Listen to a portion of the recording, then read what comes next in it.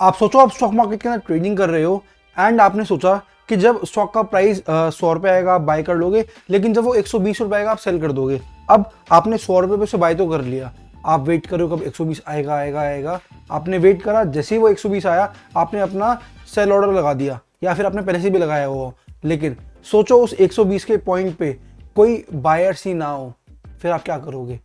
इसीलिए किसी भी स्टॉक को अगर आप परचेज कर रहे हो, मेरी आपसे यही गुजारिश रहेगी कि आप पहले उसकी लिक्विडिटी चेक करो। बहुत सारे लोग लिक्विडिटी चेक करते ही नहीं है। आपने सोच तो लिया, आपको उम्मीद भी है और आपने सोच भी लिया कि 120 पे आप सेल कर दोगे, वो पहुंच भी गया, लेकिन अगर 120 पे कोई बायर होगा ही नहीं है तो ये मार्केट ना, बहुत सारे लोग तो बेसिक्स रियलाइज नहीं करते।